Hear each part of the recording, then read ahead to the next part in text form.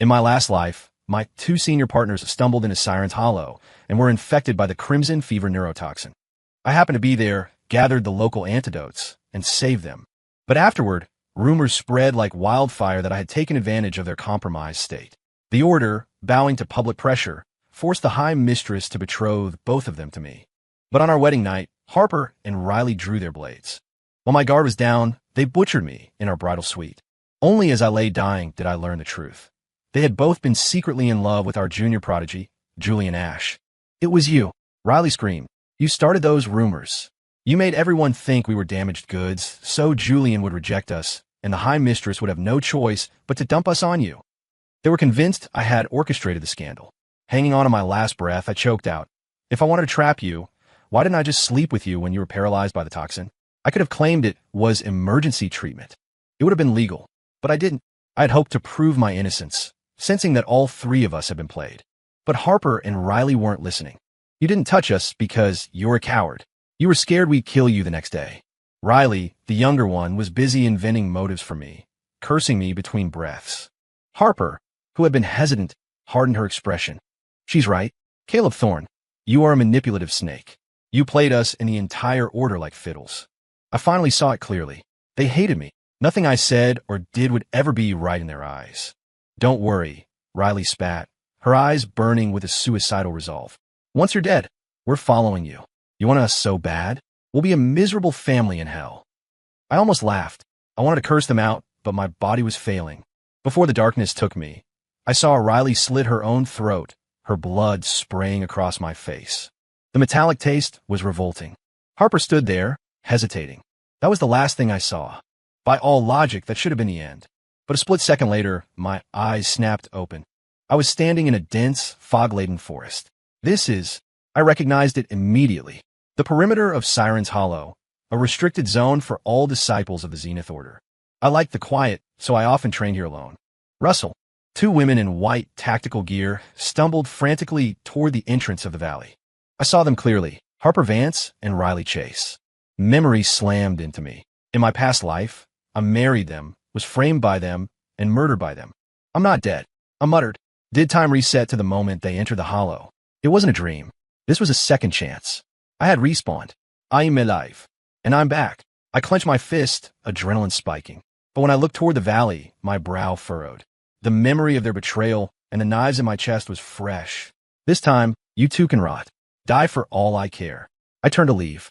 No. I stopped. I remembered the nagging suspicion from my deathbed. Someone had set us up. Harper and Riley were idiots. Yes, but the puppet master behind the scenes was the real enemy. If I walked away, the mastermind won. So, just like before, I waited until I saw them stumbling, hit by the crimson fever, and vaulted into the valley. The toxin targeted the nervous system, inducing hallucinations and extreme heat, but my physiology, a rare solar conduit constitution, made me immune. They, however, were not. Their faces were flushed, their movements erratic. I had the 2 stalks of Iridian mint in my hand. The antidote. Stay away from me, you bastard. Riley glared at me the moment I approached, hand fumbling for a weapon. Something was wrong. Last time, at this specific moment, she had called me Senior Caleb. She had never called me bastard back then. She only used that specific slur right before she killed me. Unless she remembered too. It clicked. Riley had respawned as well. And I remembered seeing her die right after me. My suspicion confirmed. My gaze hardened. Suddenly, Harper lunged at me, breathless and desperate. "Caleb, get us out of here." The impact knocked the antidote from my hand. Riley, eyes hazy but determined, stumbled toward the fallen herbs. I stepped forward and brought my boot down hard on the plants, just as her fingers grazed them. Crunch! I ground my heel into the dirt, destroying the only cure in the vicinity. If Riley was back, then the score between us needed settling immediately. "Caleb," Riley gasped. "I order you. Find more herbs. Now." She didn't know botany, but she remembered those specific plants, saved them last time. She definitely had her memories. "Riley Harper, the toxin has taken hold too deeply. Standard herbs won't work," I said smoothly, grabbing Harper with one arm and pulling Riley up with the other. "There's another way. A physical biological transfer. I'll have to be the antidote myself." Harper was too far gone to argue. But Riley? She was fighting the effects, staring daggers at me. You wouldn't dare. Watch me. In my last life, I died for being a gentleman. This life, I'd be the villain they thought I was.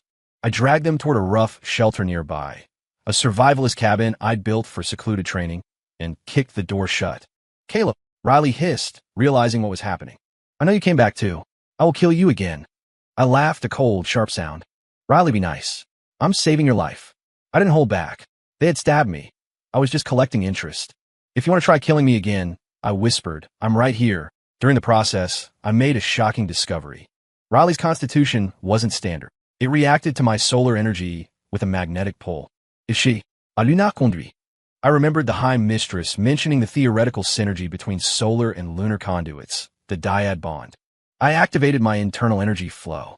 Instantly, my solar energy merged with her lunar essence. It was explosive. The energy feedback loop accelerated our cultivation efficiency by a factor of 10. We both froze, locking eyes in shock. We had just unlocked a biological cheat code. In our past life, we never consummated the marriage, so I never knew. Looking back, I was almost glad she called me a bastard. If I hadn't decided to take revenge in the most primal way possible, I never would have discovered that we were genetic soulmates. In 15 minutes, we achieved what usually took a month of meditation. I don't know how Riley felt about it, but physically, I felt invincible.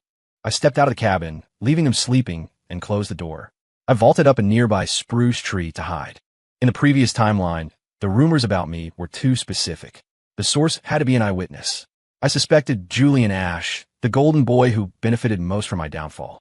I waited, watching the cabin. I expected Julian. I did not expect the person who actually walked out of the shadows. It was our mentor, High Mistress Evelyn Sterling. No way. Evelyn? I rubbed my eyes. It was her. She was lurking, watching the cabin. A moment later, Julian Ash appeared. He didn't bow. He snuck up behind Evelyn and wrapped his arms around her waist. She slapped his hand playfully, pouted, and then kissed him. Deeply. I nearly fell out of the tree. The High Mistress, the pillar of virtue, was hooking up with her student. The pieces fell into place.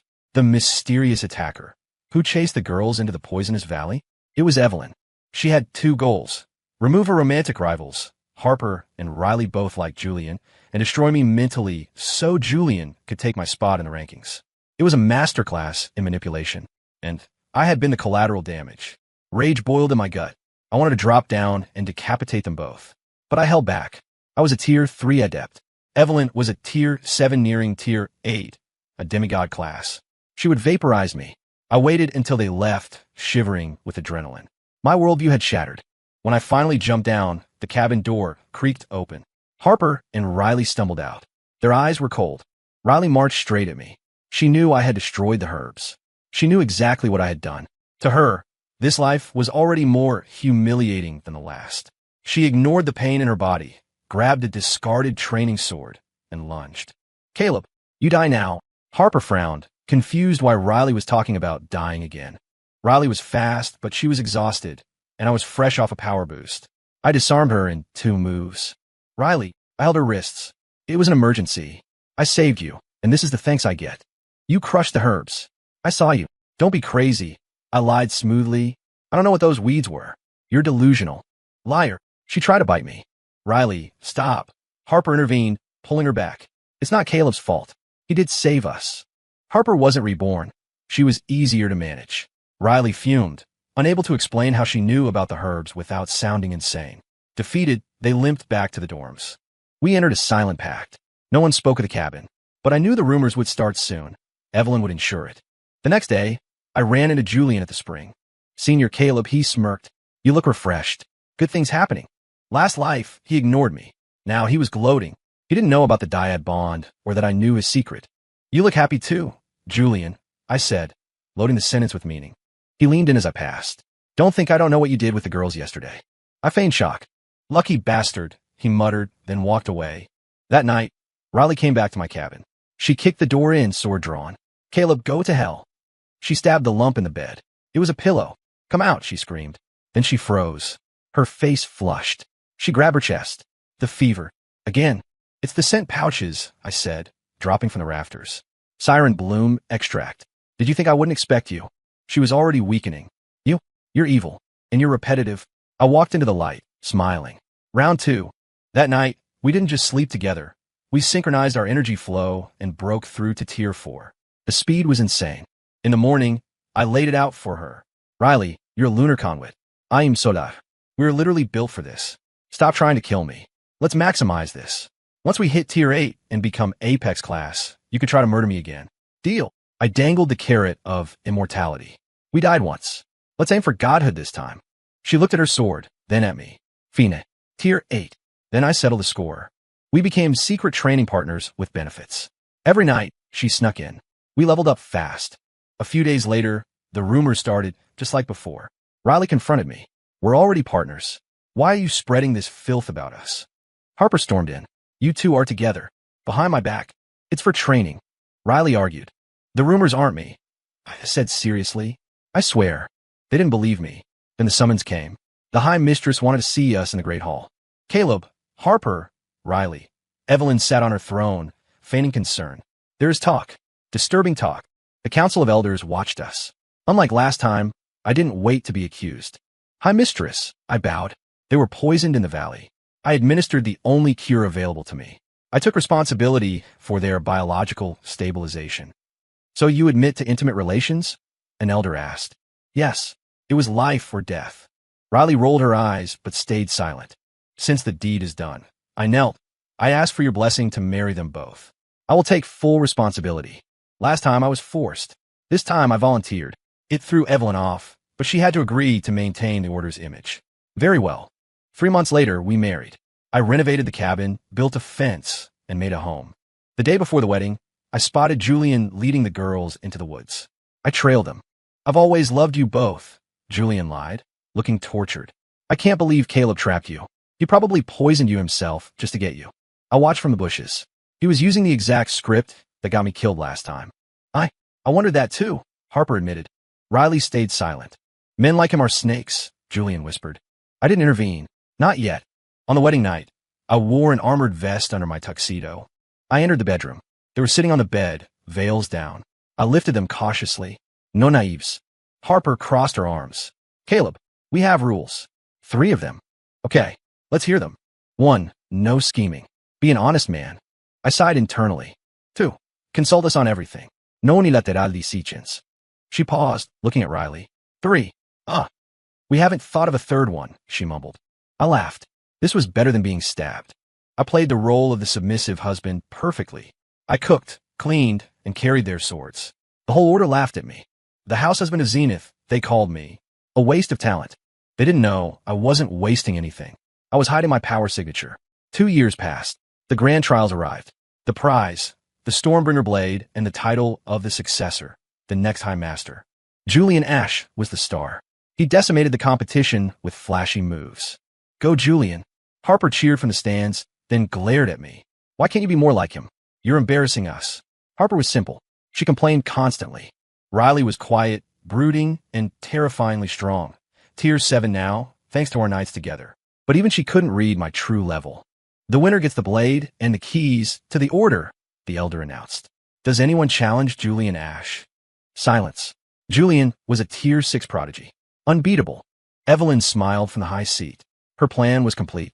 I challenge him, I said. I stepped onto the arena floor. Evelyn's smile froze. Caleb, get down. Harper yelled. Stop trying to prove yourself, you'll die. Oh look, Julian sneered. The Apron King wants to fight?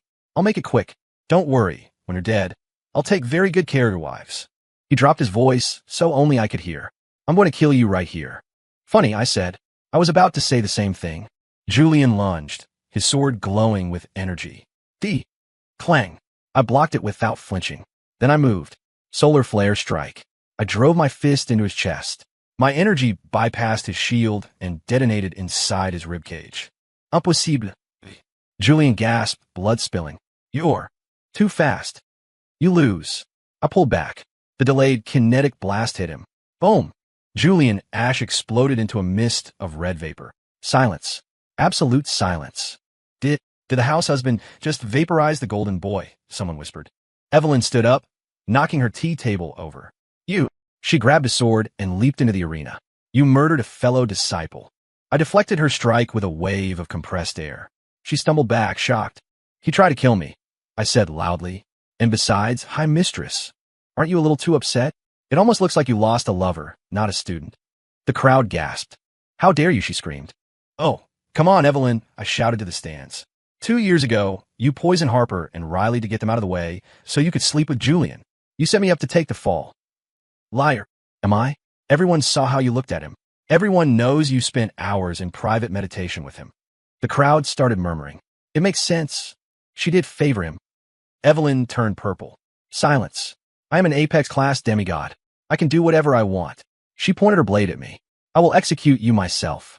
You can try, I smiled. But you should look behind me. I flare my aura. A massive, golden avatar of pure energy manifested behind me. A solar avatar, an elder screamed. He's Apex class. Evelyn froze. Impossible. You were tier 3 2 years ago. Surprise, I said. Hi, mistress. Prepare yourself. We collided. The shockwave shattered the stone floor. We fought in the air, trading blows that sounded like thunder. How did you do this? She shrieked, losing ground.